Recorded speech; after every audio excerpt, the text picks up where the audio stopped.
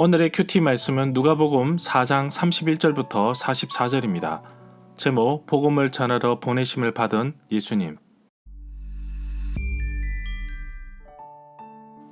먼저 앞뒤 문맥을 살펴보겠습니다. 예수님께서 유월절을 지키시기 위해 예루살렘으로 가셨다가 갈릴리로 돌아오셨을 때 갈릴리 회당에서 칭송을 받으실 정도로 환영하였습니다. 그러나 예수님이 자라신 곳 나사렛 회당에서는 배척을 당하셨습니다. 나사렛 사람들에게는 예수님이 단지 목수의 아들로만 보였기 때문입니다.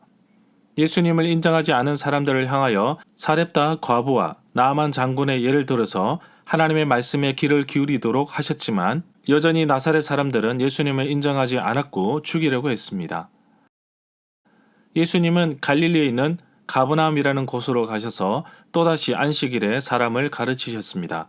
사람들은 권위를 가지신 예수님의 가르침에 놀랐고 회당에서 더러운 귀신을 쫓아내는 것에 또 한 번 놀랐습니다. 예수님은 회당을 떠나 시몬의 집으로 가셨는데 시몬의 장모가 열병으로 고통을 겪고 있었습니다. 예수님께서 열병을 꾸짖자 열이 내리고 장모는 회복되었습니다. 해가 질 무렵 여러 가지 병을 앓고 있는 사람들을 고쳐주셨습니다. 예수님은 병도 고치고 회당에서 가르치시기도 하셨지만 무엇보다도 하나님과 깊이 있는 대화를 통하여 왜 이 땅에 자신이 왔는지 그 정체성을 분명하게 밝히고 있습니다. 예수님이 이 땅에 오신 목적은 바로 다른 마을에서도 복음을 전하기 위함입니다. 문단을 나눠보겠습니다. 31절부터 37절은 더러운 귀신에 들린 사람을 고치심, 38절부터 41절은 온갖 병자들을 고치심, 42절부터 44절은 복음을 전하러 가시다. 31절에 보면 예수님께서는 갈릴리의 가버나움이라는 마을로 가셔서 안식일에 사람을 가르치셨습니다.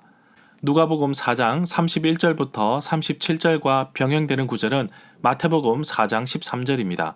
그리고 유사한 구절은 마가복음 1장 21절부터 28절입니다. 나사렛에서 갈릴리 가버나움 동네에 오셨고 안식일에 가르치셨습니다. 예수님은 언제나 성경을 읽고 가르치시는 일을 하셨습니다. 가버나움은 갈릴리 호수 서북쪽 해안에 위치한 도시로 요단강이 이 도시의 서쪽으로 흘러 들어갑니다. 이 구절에 보면 안식일에 사람들을 가르치셨는데 예수님께서는 안식일에 언제나 회당에 가셔서 말씀을 선포하셨습니다. 32절에 보면 나사렛에 있는 사람들과 달리 가버나움의 사람들은 예수님의 가르침에 놀라게 됩니다. 그런 이유는 예수님이 전하시는 말씀에 권위가 있기 때문입니다. 33절에 보면 안식일에 회당에 모인 사람 가운데 더러운 귀신 들린 사람이 있었습니다. 더러운 영, 귀신 들림이 우리들이라고 말합니다. 왜냐하면 귀신들의 전체 떼거리가 그와 함께 작용하기 때문입니다. 귀신이 예수님을 하나님의 거룩한 자라고 부릅니다. 그 말 속에는 아마도 구약 성경의 성별된 자에 대한 암시가 들어있는 것입니다.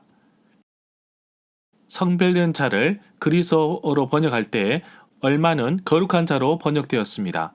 아마도 나사렛 예수라는 호칭에서 나사렛이라는 별명에도 이러한 관련성이 드러나 보입니다.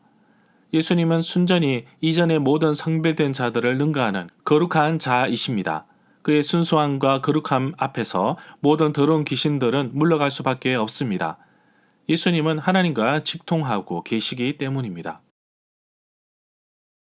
34절에 보면 이 사람이 소리를 크게 질러 말하는데 나사렛 예수여 우리가 당신과 무슨 상관이 있나이까? 우리를 멸하러 왔나이까? 나는 당신이 누구인 줄 아는데 바로 당신은 하나님의 거룩한 사람입니다. 귀신들도 예수님의 정체에 대해서 알고 있었습니다. 35절에 보면 귀신의 말에 예수님은 꾸짖습니다. 귀신은 자신의 말에 인정하려고 달려드는 자신의 이익을 위해 부정과 유혹과 멸망을 가져다 줍니다. 지금 당장 할 일은 더러운 귀신을 쫓아내는 것입니다. 그래서 예수님은 귀신에게 잠잠하고 그 사람에게서 나오라고 하였습니다. 능력의 말씀에 귀신이 나오는 것을 보게 됩니다. 36절에 보면 회당에 모인 모든 사람들이 놀라지 않을 수 없었습니다. 서로가 어떠한 말씀이기에 권위와 능력으로 더러운 귀신을 쫓아내는지 서로 말하게 됩니다. 37절에 보면 이러한 소문이 각 근방에 퍼졌습니다. 예수님의 이러한 소문은 갈릴리와 가버나움 지역에 퍼졌습니다. 그러나 예수님이 자라신 곳 나사렛에서는 오히려 배쳐가는 모습을 가지게 됩니다. 38절에 보면 회당에서 일어나셔서 시몬, 베드로 집으로 들어가십니다. 시몬의 장모가 심한 열병으로 누워 있습니다. 사람들이 누워있는 장모를 위하여 치유를 요청합니다. 열병에 대해서 알아보겠습니다. 마가복음에서는 질병 이상의 것으로 간주되었습니다. 누가복음에서는 오히려 하나의 귀신의 세력으로 간주되었습니다. 이 세력에 대해 예수님은 명령하셨습니다. 39절에 보면 예수님은 귀신도 열병도 꾸짖으십니다.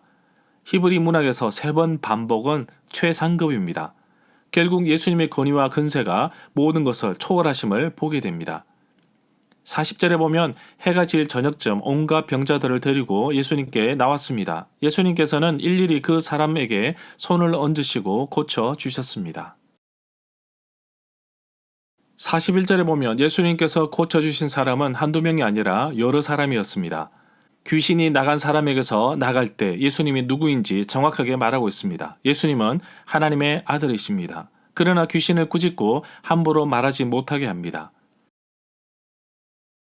42절에 보면 날이 밝자 예수님은 한적한 곳으로 가셨습니다. 늘 하나님 아버지와 기도로 교제하였던 예수님은 언제나 기도에 우선순위를 두셨습니다. 무리가 예수님을 만나서 떠나지 못하게 만류를 하게 됩니다. 병 고치는 은사가 예수님을 통해 지속적으로 나오는 것을 보았기 때문입니다. 43절에 보면 그러나 예수님은 자신의 정체성에 대해 분명하게 말합니다. 하나님의 나라의 복음을 전하기 위해 보내심을 받았다는 것입니다. 44절에 보면 갈릴리 여러 회당에서 전도하셨습니다. 절마다 상세한 설명과 구절 해석, 핵심 내용과 중심 줄거리는 네이버 블로그에 올려져 있습니다. 내게 주시는 교훈입니다. 그리스도인은 그 정체성을 알아야 합니다. 바로 이 땅에서 생명이 있는 한, 살아있는 한 복음을 전할 책임이 있기 때문입니다. 우리 역시 예수님처럼 하나님 나라의 복음을 전하기 위해 부르심을 받았습니다. 이 사실을 잊어서는 안 됩니다. 언제 어디서든지 전도하신 예수님의 발자취를 따라 늘 승리하는 그리스도인으로서 살아가야 할 것입니다. 예수님은 익숙한 곳에 계속 머물지 않고 예수님을 필요로 하는 곳으로 가셨습니다. 사도행전에 보면 예루살렘 교회에 박해와 고난이 생기자 사람들이 흩어지면서 동시에 복음도 퍼져나가는 것을 볼 수 있었습니다. 복음은 한 곳에 머물 수 없습니다. 복음은 계속해서 흘러가야 합니다. 그것이 그리스도인의 사명이요 하나님께서 나에게 주신 사명이라는 것을 잊지 않고 살아가는 하루가 되기를 간절히 소망합니다.